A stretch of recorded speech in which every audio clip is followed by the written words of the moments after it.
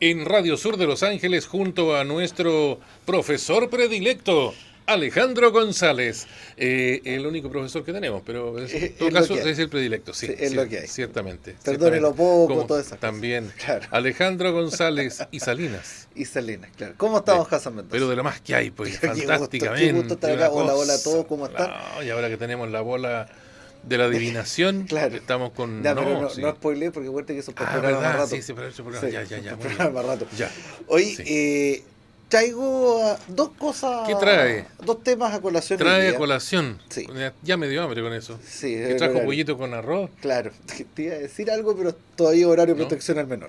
Pollito Así al velador ese es claro, otro, nada que ver aquí. No, pues, ¿para qué? Por favor. Oye, ¿sabes lo que pasa? Que primero yo quedé con la deuda de Sí, endeudado quedó. ¿cómo se llama? La semana pasada. La deuda histórica.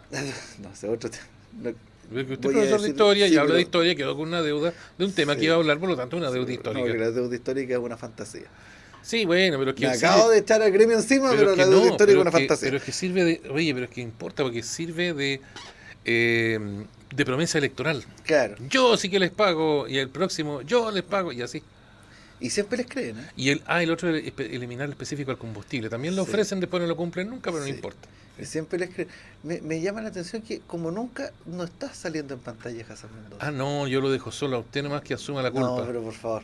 Claro, si no se paga, pues siempre tú le pasas la responsabilidad al resto. Sí, pues. Oye, no, lo que pasa es que traigo, acuérdate que quedamos pendientes porque la Sí. semana pasada estuvimos hablando de la historia española Ujú. del siglo XIX y en el fondo qué era lo que estaba sucediendo en España mientras acá se da el proceso Sí. de independencia y dijimos que íbamos a continuar, habíamos quedado en esta disputa entre los absolutistas y los liberales Sí.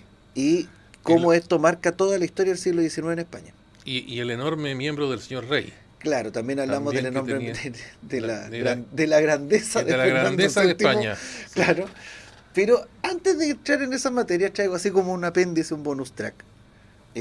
Porque este ¿Ya? es un año bisiesto. Sí, por eso, no todos los años. Es así. Exacto. Y por lo tanto hubo un 29 de febrero. Y muchas veces hay chistes, incluso hay una rima cuando te den plata que para el día de San Ciruelo, que es el 30 de febrero, te pago lo que te debo y esas cosas así. Para el pago de los bomberos también. Pero resulta que el 30 de febrero sí existió. Ah, no me diga. Sí. Ah, en algún calendario pretérito. Sí, lo que pasa es que no era un calendario en sí. El 30 de febrero existió dos veces. Ya. La primera, en 1712, hubo un 30 de febrero en Suecia. No me diga. Cuando los suecos estaban pasando del calendario juliano al calendario gregoriano, se les ocurrió la genial idea, por estos 11 días de desfase que hay, Ya. en el fondo, agregar un día durante 11 años hasta completar el siglo, digamos, partiendo del año 1700. ¿Cuál fue el problema? Que en 1700 estalló la Gran Guerra del Norte entre Suecia y Rusia, el Imperio Ruso, y se les olvidó esta cuestión del calendario. Ah. Entonces quedaron como medio desfasados y hubo un par de años que no le pusieron. Entonces en 1712 dijeron, chuta, nos faltan un par de días nomás ¿Qué para... vamos a hacer ahora? Y chantemos un 30 de febrero. Ah, ¿pero qué cuesta? Sí, total, oye. Y ya, pues ponemos un 30 de febrero Mira. y por eso en 1712 existe el 30 de febrero. Pero es un problema de los puros suecos nomás. Y los rusos también tuvieron ¿Y un los 30 de rusos también? febrero. Ah. Sí. A raíz de lo mismo, cuando viene la transformación del calendario juliano a gregoriano post-revolución Ujú. rusa, dentro de todas las medidas se agregó un 30 de febrero en 1918 para poder irse equiparando hacia el calendario Pero mire usted. gregoriano. Así que el 30 de febrero, cuando le digan, oye, sí existió el 30 de febrero. Muy bien. Dicho esto, Dicho eso. ahora sí ya retomamos en lo que habíamos quedado. Para hacer un breve resumen, como dijimos, habíamos hablado del reinado de Fernando VII y Ujú. de toda esta guerra de independencia que viven los mismos españoles frente a los franceses con la invasión napoleónica y con el sexenio absolutista y el trienio liberal. Sexenio, para quien no sabe, son 6 años y trienio son 3 años. Ah, ya. Y después de que caen los liberales, que la invasión de los franceses y todo, entramos en lo que se llama la década ominosa. ¿A qué se debía tanta O sea, ominosidad? Oiga? ominosidad, claro. O sea, una década perversa, una década Abyecta. abyecta. Claro, ¿no? Circunvirúmica, sí, ¿no? Terrible. Ya. Atroz que espanto. Mm. Y que justamente cuando los absolutistas se dedican a perseguir a los liberales y ya se transforma prácticamente en una dictadura absolutista. No, estamos y mal. más encima auspiciada por el rey Fernando. Mira. ¿Cuál es el problema? Acuérdate que cuando hablábamos de las grandezas del rey, explicábamos que precisamente el tamaño de su grandeza le impedía ser padre. Ajá. Y que pobres de sus mujeres, 3 mujeres murieron desgarradas precisamente en el intento de engendrar un heredero para la corona. La cuarta esposa, que es una sobrina de Fernando, que se llama María Cristina de Borbón Parma. Estaba más en familia la cosa. Claro. Aguanta, resiste y queda embarazada. De hecho, ella va a quedar embarazada 2 veces antes de la muerte de Fernando, pero son 2 niñas. Y en esos tiempos, nada. Exacto. Isabel y Luisa. Isabel nace en 1830. Luisa en 1832. El tema es que en España regía la ley sálica, que explicamos la semana pasada, se llamaba así por el rey Salio, un rey visigodo, en la que se establece que no puede haber una sucesión femenina en la corona. Tiene que ser un varón el sucesor. ¿Qué hubieran dicho las feministas en ese tiempo? Claro. Por lo tanto, al existir esta ley sálica, el heredero a la corona, y al no haber un varón, sería el hermano que sigue a Fernando, que era Carlos María Isidro de Borbón. Y eso es el nombre corto. Ese es el nombre corto, si no es chiste. Sí. Porque te acuerdas que 17 nombres de repente, no sé, como Hassan Reinaldo Heriberto, no, más encima. Hay un montón. Sí. Pero bueno, el asunto es que el rey, si bien era muy absolutista y todo, obviamente quería que su sucesora fuera su hija. Y firma en 1832 lo que se conoce como la pragmática sanción. Te preguntarás tú qué diantres es una pragmática sanción. A lo largo de la historia europea, muchos países han tenido la ley sálica como la forma de suceder en el trono, ¿ya? Pero cada cierto tiempo se producía este tema y el rey quedaba en la posibilidad de dictar una pragmática sanción que autorizara hacer una excepción en este caso y que su hija pudiera sucederlo. Por ejemplo, en 1740 hubo una pragmática sanción en Austria que permitió a María Teresa de Austria, que es la mamá de la María Antonieta, asumir como emperatriz. Eso en Austria. En Austria. Bueno, los ingleses tampoco tenían tanto drama, ¿no? No, los ingleses jamás tuvieron la ley sálica aplicada. La ley sálica comúnmente se aplicaba en el continente. En Inglaterra les daba lo mismo.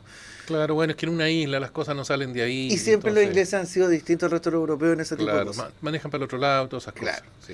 Bueno, en 1832... Son atravesados los ingleses. Sí, igual que los suecos también manejaban por otro lado. Hay unas fotos de esas del año 70 cuando día que cambiaron el tránsito y los autos chocando unos con otros. Pero a los ingleses les preguntaron que cuándo ellos van a conducir por la derecha. Y ellos respondieron cuando el resto del mundo lo haga por la izquierda. Claro. No, está bien. No, ¿por qué no? La cosa es llevar la contra. Único y detergente. Bueno, el asunto es que se firma esta pragmática, que la firma Fernando, en todos sus cabales, y nombra sucesora a su hija. ¿Cuál es el tema? Carlos María Isidro, lo habíamos mencionado en el episodio anterior, era total y absolutamente absolutista, partidario de la monarquía absoluta, católico practicante, muy tradicionalista, y los grupos católicos en su mayoría estaban apoyando el absolutismo de Fernando, frente a los liberales, en su mayoría de raíz masónica, y que habían sido los grandes rivales de Fernando durante el trienio liberal. Entonces, estos grupos dicen, a nosotros nos conviene que el heredero sea Carlos María Isidro, que es más absolutista que Fernando, y nos va a permitir terminar de perseguir a los liberales y eliminarlos de la faz de la tierra. Entre ellos el ministro de Justicia de Fernando VII, que es Francisco Calomarde. ¿Por qué menciono a Calomarde? Porque es partícipe de una anécdota muy simpática dentro de toda esta discusión de la pragmática sanción. Firma Fernando la pragmática, deja fuera a Carlos, y obviamente, como los absolutistas se cuadraban con Carlos, los liberales se pliegan a defender a esta niña de 2 años que va a ser la reina de España, que es Isabel. ¿Qué te parece? ¿Ya? Y resulta que entre unas y otras, Francisco Calomarde, que es este ministro absolutista, trata de que, de alguna manera, el rey revierta su decisión. Y aparece Luisa Carlota, que es otra hermana del rey, y que quería mucho a su sobrina, se mete al Ministerio de Justicia, pilla a Calomarde en un pasillo con los documentos de retractarse la pragmática, le pesca los documentos, se los hace pedacitos, se los Ahí tira mismo. en la cara, Mira. lo increpa cual Pati Jofré y más encima le pega un charchazo. Eso. Delante de todo el mundo. Y agradece que soy una dama, le dice. Justamente. Oiga, pero qué terrible. Y viene una frase que los españoles utilizan mucho, que es manos blancas no ofenden.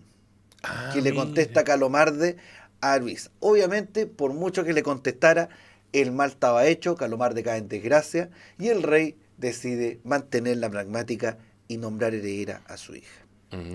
Llega 1833 y muere Fernando. Y ahora sí le hacemos caso a lo escrito. Y asume, por lo tanto, Isabel con la regencia de su madre, que es María Cristina. Los carlistas, como ya se llaman a los partidarios de Carlos María Isidro, Claro. por eso el nombre, Estaban de muerte. se rebelan. Ah, Y un funcionario, no lo iban a dejar así. que se llama Manuel González, que era, no, nada que ver con No, que Manuel también tiene la González, culpa, sí, sí. que era funcionario de correo, proclama a voz en cuello en una plaza en Madrid: ¡Viva Carlos V! Mira. Carlos V, porque no nada que ver con el Carlos V que uno tradicionalmente conoce de la época de la conquista. Lo que pasa Ya. es que él era Carlos I en España y V en el Sacro Imperio, Ahí está. en Alemania, digamos. Claro. Entonces, No, este otro era Carlos V Carlos de acá, V de España. Entonces, de España. viva Carlos V. Lo agarran preso, al final lo Ah. fusilan incluso el gallo, Mira. por lesa majestad, pero eso es el grito de guerra y aparecen varios militares, entre ellos Tomás de Zumalacárregui, la mayoría vascos, ojo. Ujú. Los vascos, los navarros, los catalanes, en aquella época eran muy conservadores, curiosamente. Porque Mira. después en el siglo XX van a ser, Ahora están al revés. claro, son las zonas más progresistas de España. En ese tiempo eran totalmente conservadores. Los andaluces también tradicionalmente. Y estalla la guerra. Ah, ya Se agárrate, cabrito. divide el país, se divide el ejército entre los carlistas y los isabelinos, es decir, los absolutistas Ujú. y los liberales. Esa división, la guerra, han habido 3 guerras carlistas durante el siglo XIX. Esta, que es la primera, de 1833 a 1840. La segunda, que en realidad nunca la pescan mucho, porque en realidad fue como más una intentona de guerra, no alcanzó a estallar así de frentón, en Cataluña, que fue del 46 al 49, y la tercera, que es del 72 al 76. Pero la más conocida y más estudiada es esta primera. Más encima, entre medio, los mismos liberales se dividen. También. Otra vez, ¿te acuerdas que habíamos dicho que los liberales en el trienio también se habían peleado los moderados con los exaltados? Ahora también los moderados con los exaltados, que ahora se llaman progresistas, se agarran unos con otros por quién va a ser el regente de la pequeña Isabel. Y ahí la regencia entra los moderados apoyando a Cristina de Borbón, por lo tanto los conocen como los cristinos, y los progresistas, que dicen que tiene que ser el general Espartero. ¿Ya? Entonces, en el fondo hay mocha interna, mientras más encima están peleando con un enemigo en paralelo. Son 7 años donde España se desangra, realmente. O sea, gran parte de la decadencia española que se vive y que se manifiesta después en los escritores del decadentismo, como Pío Baroja, como Ortega y Gasset, a fines del siglo XIX, nace en esta guerra. Y gran parte de la división española, que incluso desemboca en la guerra civil en el año 36, y en esta división entre franquistas y republicanos, nace de la división de carlistas y liberales. Mira, todavía se tenían... De hecho, el carlismo sigue existiendo en España. Y ellos, los carlistas, desconocen al monarca actual. Para ellos, Felipe VI es un usurpador. Mira. Existen 2 grupos carlistas hoy día en España. Uno que sigue siendo tradicionalista, conservador, que es el Comunidad Tradicionalista Carlista, se llaman, que ellos defienden la candidatura de Sixto de Borbón Parma, conocido también como Sixto I. Y por otro lado, el Partido Carlista propiamente tal, que reconoce a Carlos Hugo de Borbón y que son socialistas. Que no tienen nada que ver con el resto de los carlistas. Pero sigue existiendo el carlismo, digamos, como fuerza política. No tiene la fuerza que tuvo en el siglo XIX. O sea, en el siglo XIX, como te digo, dividió el país en 2. Y más encima con militares muy hábiles. Fíjate que la historia rescata las campañas de Zumalacárregui, con puros milicianos prácticamente, las campañas de Ramón Cabrera en Valencia y Cataluña, Zumalacárregui en el País Vasco, en Navarra, se hicieron dignas de novela. De hecho, las novelaron. A Ramón Cabrera le decían el tigre y el maestrajo. Los son el maestrajo que hay en Estella, entre Cataluña y Valencia y Aragón. Y el gallo se encerró con la guerrilla y los ejércitos liberales no había cómo lo sacaran de ahí. Fue tanto que a Cabrera le tomaron prisionera a la mamá. O sea, ya... Y la fusilaron. Anda. Doña María Griñó. Y Doña María, cuando la van a fusilar, sus últimas palabras fueron: si yo supiera que mi muerte termina esta guerra fratricida, me iría feliz, pero conozco a mi hijo. Peor la van a hacer. Fue tanto que Ramón Cabrera, cuando en 1839 se firma el convenio de Vergara, o Abrazo de Vergara, que donde se firma la paz entre el general Maroto, el mismo que comandaba a los realistas en la batalla de Chacabuco acá en Chile, que lo mencionamos también la semana pasada, y el general Espartero, hubo una parte de los carlistas, dirigidos por Cabrera, que dijeron: no, nosotros no firmamos la paz, nosotros no estamos de acuerdo, no, y seguimos, y siguieron un año más peleando. Uy. Al final Cabrera termina exiliado. Cabrera es el gran hombre del carlismo, fuera de los pretendientes, como general.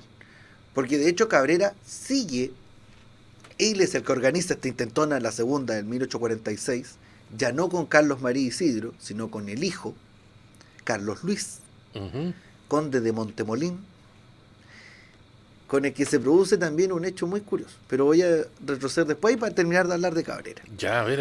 Y Cabrera, no me enrede. Por eso, no, es que por eso hay mucho nombre y mucha cuestión. De hecho, estoy tratando de resumirlo lo más posible. Ramón Cabrera pelea, como te digo, la primera, pelea la segunda y va a pelear la tercera, y llega un momento en que el tercer pretendiente, el nieto de Carlos María Isidro, hijo de Carlos Luis, se ha extendido un poco la cosa, que es conocido por los carlistas como Carlos VII, dice que en general Cabrera como que no lo pesca mucho, y Cabrera se enoja. ¿Qué te has creído? Reniega del carlismo y reconoce como heredero de la corona al hijo de Isabel, Mira. que es Alfonso XII. Y que es quien, y eso genera en el fondo ya el declive absoluto del carlismo. Claro. Sigue existiendo, pero siempre es una fuerza minoritaria. Porque ya el nieto no pesca, sí. Ya. Exacto. ¿Por qué llegué a hablar del hijo y del nieto? ¿Por qué quería detenerme en el hijo de Carlos María Isidro? Porque en un momento Carlos María Isidro, que tenía varias pifias, pero que no era tan lerdo políticamente, dice: ¿cómo unificamos España? Casando a la reina Isabel, que en ese tiempo tenía 15, 16 años, con el primo, entiéndase, mi hijo, heredero del carlismo. Y logramos unificar España, y en el fondo los carlistas ganamos porque van a ser los hijos de este, bueno, que van a descender y van a ser los ¿cómo es que se llama? Los herederos al trono español. Y los liberales, Espartero ya está fuera porque ya tuvo como 3 años y lo sacaron con viento fresco. La reina regente, la mamá de Isabel, María Cristina, también está fuera porque se casó con un guardia de palacio, un matrimonio morganático, por ahí se supone que eran amantes antes que se muriera Fernando, pero a eso mí no que algo comprobado. hubo antes, no sé, pero no me consta. Pero sí se casaron morganáticamente, así que se sacó ella misma del mapa. Pero existía el general Serrano, que va a dirigir la política española prácticamente durante 40 años, de alguna u otra manera, ya sea desde la oposición o desde el gobierno, pero siempre va a ser la figura preponderante. Y Serrano dice: no. No se casa, y no la vamos a casar con otro primo, Francisco de Asís de Borbón. Mira. Que era conocido entre su familia y su círculo cercano como Paquita. Para que te hagas una idea. Ya, me suena, sí. Son comunes las Paquitas. Dice las crónicas que... está la del barrio, no sé. Sí, dicen las crónicas que cuando fue la noche de bodas entre Isabel y Paquita y Francisco de Asís, Francisco de Asís llevaba más encajes que Isabel en su atuendo. Bueno, y de hecho Isabel grita, con Paquita no. Bueno, efectivamente, Francisco de Asís de Borbón lleva una vida muy discreta.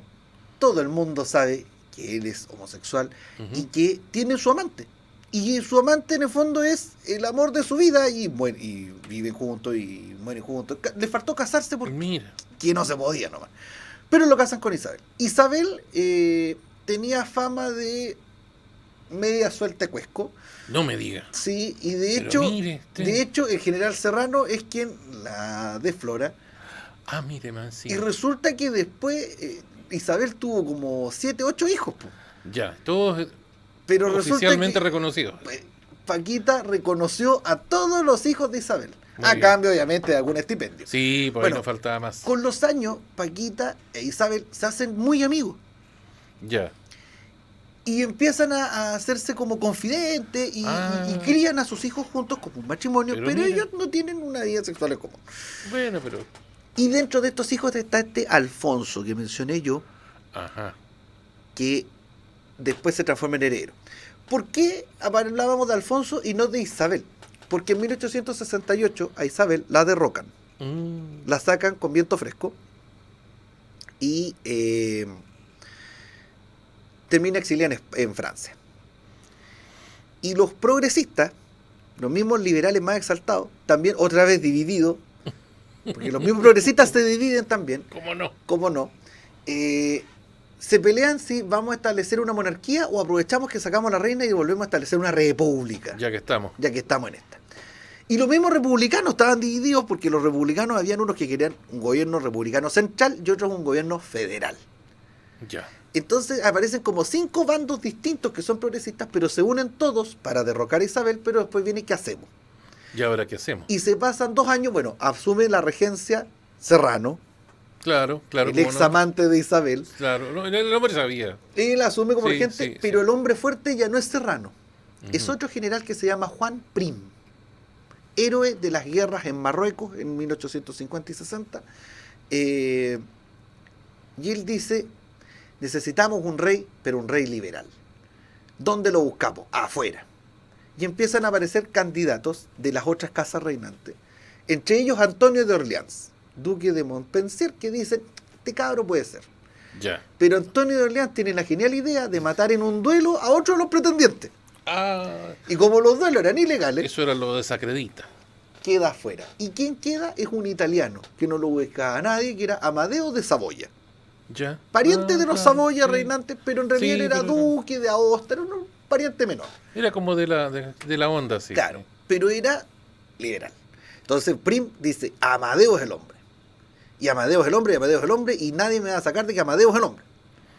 Ya. Y resulta que un diputado le dice a Prim, esto en los últimos días de diciembre de 1870, no se preocupe, don Juan, que a cada cerdo le llega su San Martín. Ya. 3 días después, matan al general Prim, lo asesinan, pero ya estaba designado Amadeo. ¿Cuál fue el problema? Que Amadeo llegó y su principal apoyo estaba muerto. Pequeño detalle. Amadeo alcanza a gobernar 1 año y tanto. Ya. Se aburre, dice, todos los españoles son ingobernables, y abdica el trono. Y cuando abdica Amadeo, Emilio Castelar, que era un diputado republicano, dice, la monarquía absoluta murió con Fernando. La monarquía liberal murió con Isabel. Y la monarquía progresista murió con Amadeo. Por lo tanto, la monarquía está muriendo sola. La alternativa es la república. Claro. Y en 1873 se instala la primera república española. Por eso cuando uno analiza la guerra civil hablan de la segunda república. Porque existió esta primera, que duró como 6 meses. Harto poco. Dentro de los cuales hubo 4 gobiernos distintos. Entre republicanos federalistas, republicanos más extremistas, republicanos conservadores. Y más encima, entre medio de esto, estalla la tercera guerra carlista. Duraban menos que presidente boliviano. Justamente. Y con la tercera guerra carlista, más las peleas internas entre los republicanos, más la sublevación de los federalistas, los cantones federales en Cartagena, en Valencia, o sea, España otra vez se vuelve a desangrar en mitad del siglo XIX. ¿Con qué termina todo esto? Cuando empiezan a unificarse detrás del hijo mayor de Isabel, Alfonso. Y ahí de repente el mismo Serrano otra vez aparece y dice, Alfonso es el hombre. Y cuando Ramón Cabrera, adalid de los carlistas, dice, sí, Alfonso es el hombre, como después... Ahí ya no hay más que... empiezan de a poco a ordenarse las aguas, los carlistas son derrotados y asume Alfonso XII. Mire usted. Alfonso va a alcanzar a gobernar como 12 años, pero era un cabrito cuando asume. y muere muy joven, y muere antes que nazca su heredero. Pero su mujer estaba embarazada, María Cristina de Habsburgo, y tiene este hijo que nace siendo rey y es Alfonso XIII. Alfonso XIII es el rey que renuncia para que se produzca la Segunda República Española. Es el rey durante que se produce la dictadura de Primo de Rivera, donde se termina de perder el imperio colonial, donde España en el fondo deja de ser una potencia. A pesar de que Alfonso hace todos los esfuerzos habido por haber, y se produce lo que se llama el clientelismo en política, y la alternancia en el poder. Los liberales y los conservadores se reparten el poder, entonces hay un primer ministro conservador, pero algunos ministros son liberales. Después el primer ministro es liberal, pero algunos ministros son conservadores, y se alternan en el poder entre Sagasta, liberal, y Antonio Cánovas del Castillo, que es el conservador. Hasta que matan a Cánovas del Castillo en 1897, los anarquistas, y entramos en la etapa del decadentismo.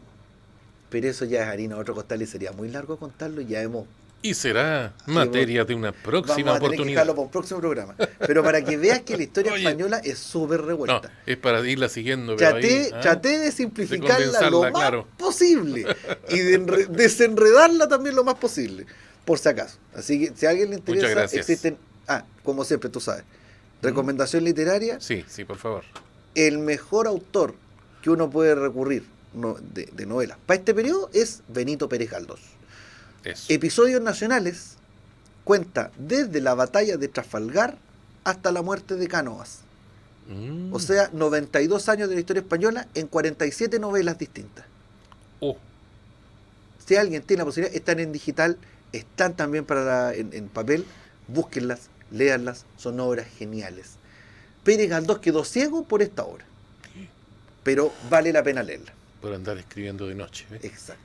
Oiga, muchas gracias. Gracias a ti, Alejandro. Nos vemos la próxima semana. Hasta la próxima semana. Chao.